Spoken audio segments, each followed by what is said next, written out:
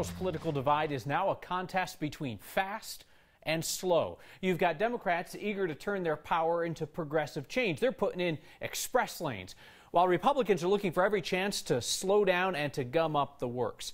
Today, we learned Democratic leaders in Adams County are trying to rush through another temporary ban on new oil and gas development, and they're trying to do it with as little notice to you as possible. But first, a significant win for Republicans over robots today, a victory over the speed-reading computers used by Democrats in the state legislature. They were used to keep Republicans from slowing the Capitol to a crawl. Our Marshall Zellinger takes us to court, where legislators sued legislators.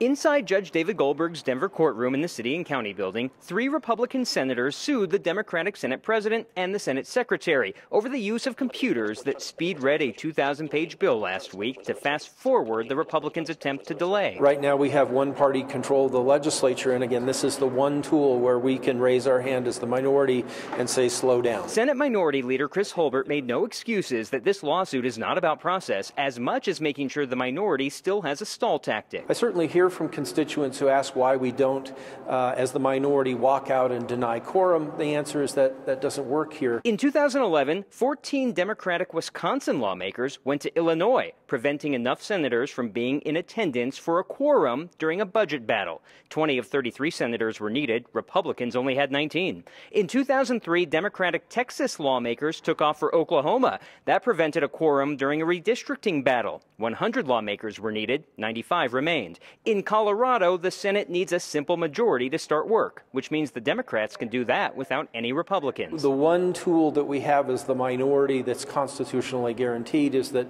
bills shall be read at length. After the hearing, Republican Senator Bob Gardner hammed for my camera as they went back to work at the Capitol. He was the only lawmaker to take the witness stand since it was his 2,000-page bill. What did that look like? We weren't allowed a camera in the courtroom, so here's my less-than-amateur sketch that I've already apologized to Gardner about. Former 9 News producer and current Denver Post reporter Anna Staver had a much better interpretation.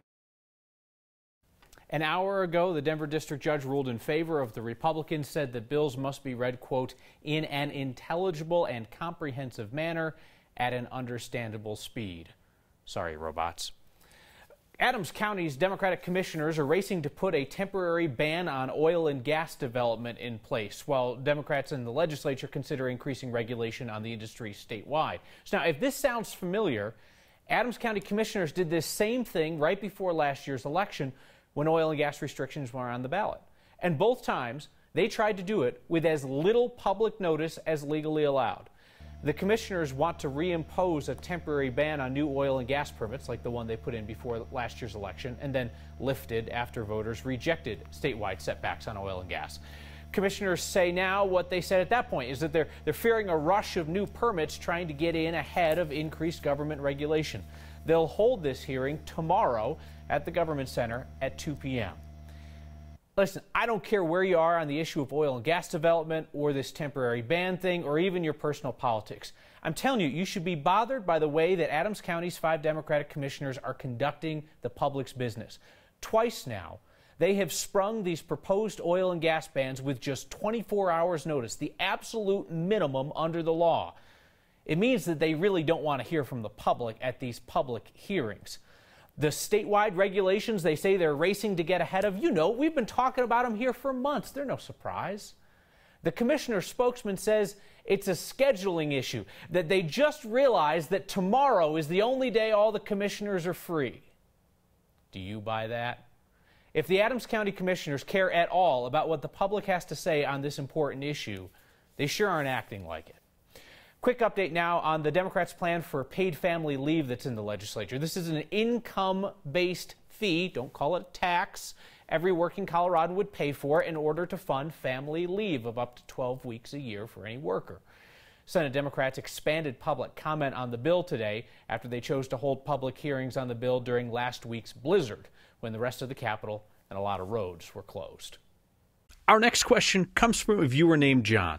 Why is the state legislature session so short? It seems like if they had a longer session, so much more could get done.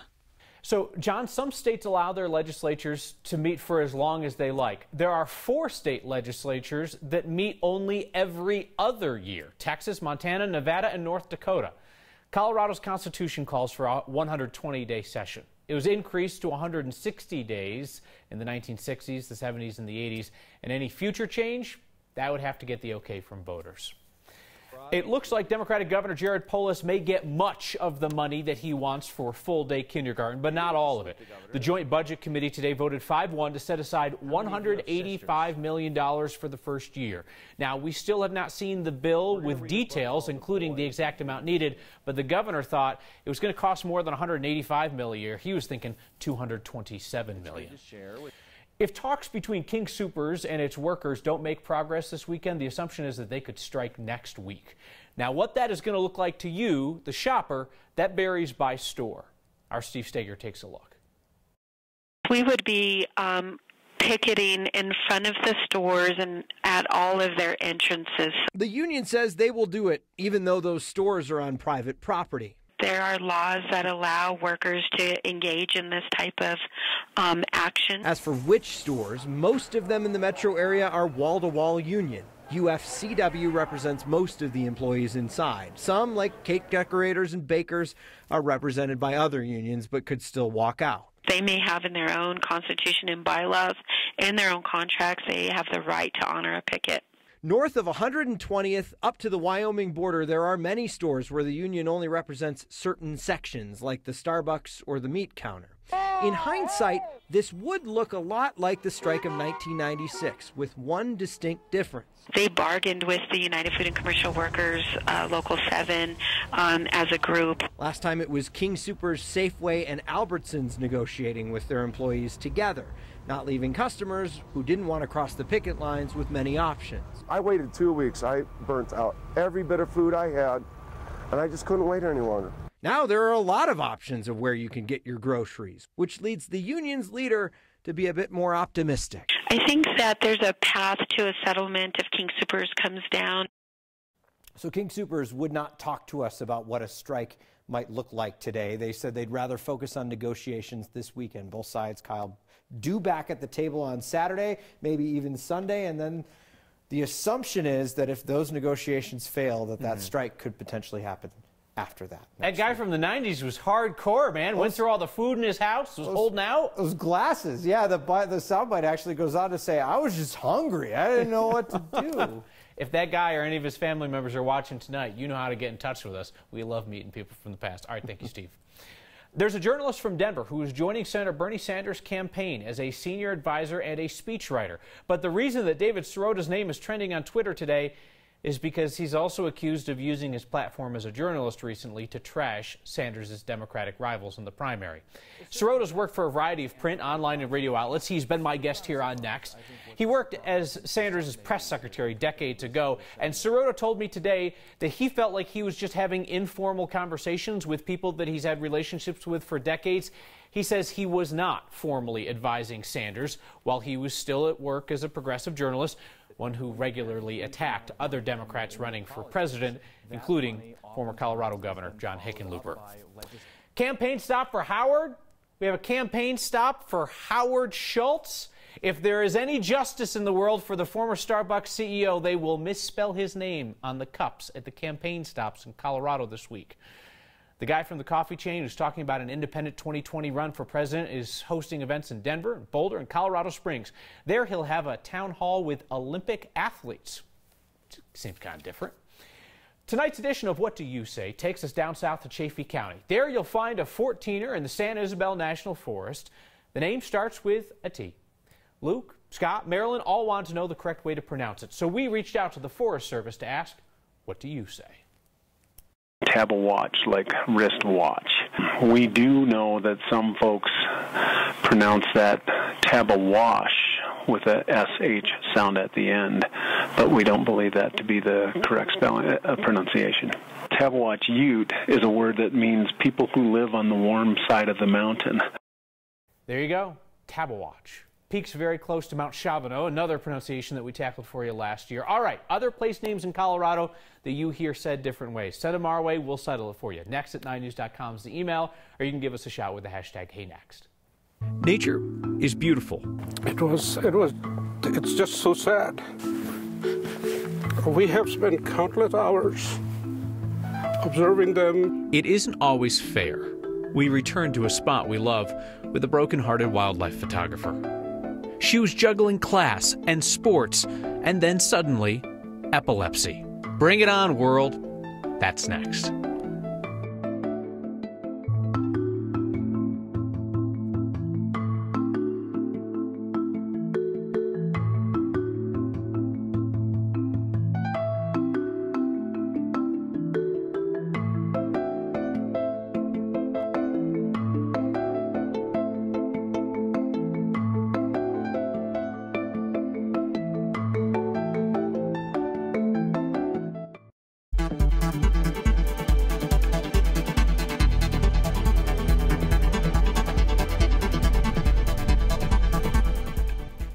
We have seen a very calm day, but a cool one here across the Front Range. Temperatures got up into the middle 40s. A weak cool front came through, and now it's sending its snow showers to the south of us, mainly south of Castle Rock, around southern portions of Douglas County and into southern Colorado.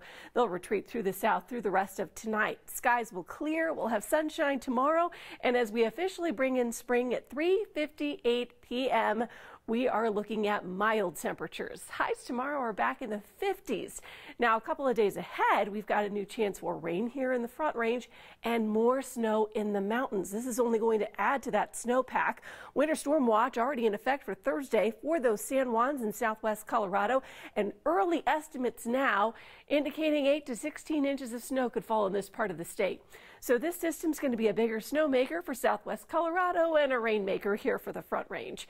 Like I said, we're back to the 50s tomorrow. 53 will be our high. We're looking at clearing skies, plenty of sunshine, warming up to 58 on Thursday.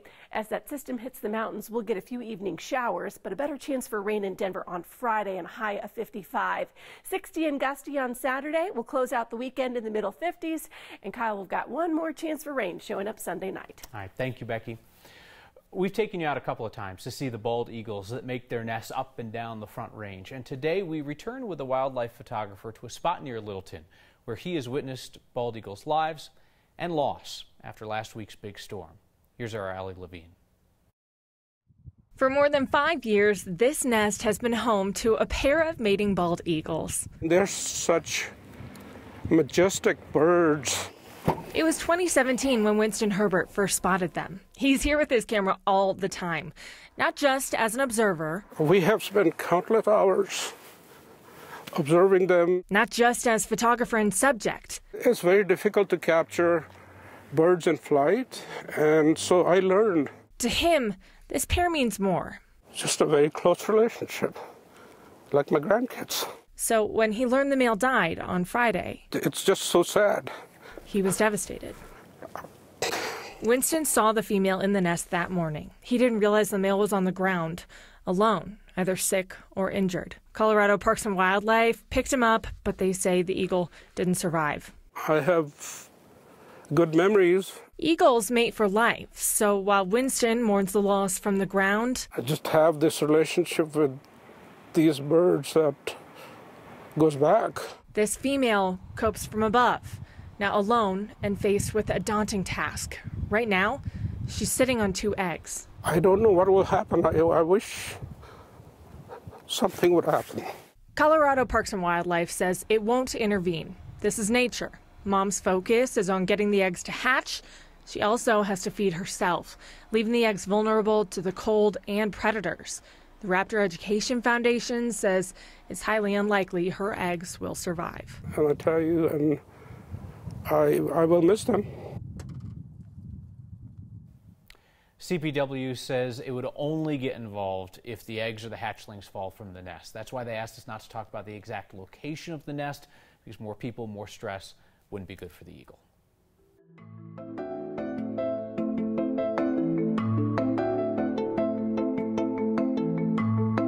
It was a normal day of high school until it wasn't. It was pretty scary. And then I don't remember anything until 3 o'clock that afternoon when I woke up in the hospital. We meet a student athlete determined to hang on to the power of her routine despite the onset of epilepsy. That's next.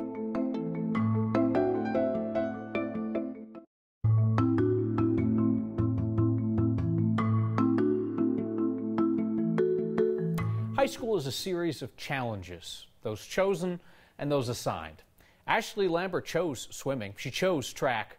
She did not choose epilepsy. Yet the young woman in Fort Collins is drawing on her strength and her routine in that fight. I'm Ashley. I'm going to turn 18 in June. I go to Fort Collins High School. I did cross country and swimming and track. I was part of the choir. I did Math Honors Society. My life was pretty normal until last year when I had my first grand mal seizure. It was very scary. The last thing I remember was third period and then waking up at 3 o'clock in the afternoon in a hospital bed, not really knowing why I was there, how I got there. And they told me, you had a seizure. And I couldn't quite get my mind wrapped around that because there was no way something like that could happen to me. I want people to know that even though I do have epilepsy and it does kind of hinder my ability to do certain things, like go swimming on my own, that I don't really want to be treated specially. I want to be treated like everyone else. I want to continue to live as normally as possible. I still want to do the things that I could do before. I still want to go the places that I could before. And there are things that I'm really excited to be able to do in the future. This won't affect who I am. It's just something that I have to deal with. You did really good.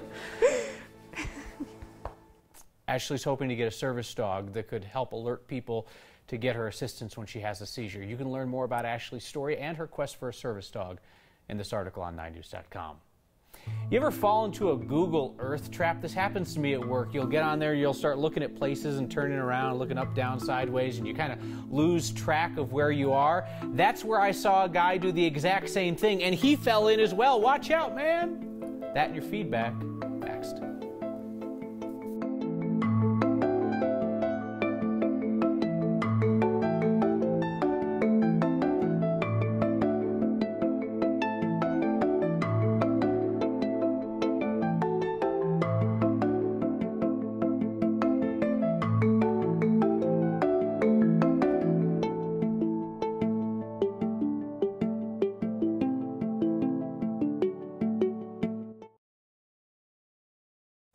I need your help with a little project. So I need you to help me find something that's cool or unusual in Colorado using Google Earth. You know, you log online, you pull up an address, and then you can turn the camera to look in any direction. You'll occasionally see weird stuff, and I bring this up because of a famous example that went viral this week. Somebody on Twitter was looking at this street in Hoboken, New Jersey. They see that guy. Oh, his feet don't look like they're totally on the top stair. And then when you kind of drive the Google car down the street and you look again, oh yeah, there's the dude down at the bottom. Oh, he totally fell backwards down the stairs right as the Google mobile drove by. Okay, so now back to Colorado. This one went internet famous this week. I've looked over every nook and cranny of this state on Google Maps. I've never found anything that's as memorable as that. Have you? I bet if you have, you remember. Don't be stingy. Share it with us. Email next@9news.com or get our attention with the hashtag HeyNext. We finish with your feedback. Rob writes in, what's the scoop? Doesn't seem that any news organizations want to report the recall on Governor Polis. Rob, you got to watch Next more often. It was our lead story last night. Amy writes in, any particular reason you're dressed like a funeral director tonight? Seriously? I thought this was classy. Deborah Schnackenberg, Kyle, did you give up cool jackets for Lent? It's a very subtle, like black and purple check. People are not feeling this tonight? Fine, funeral director. See you next time.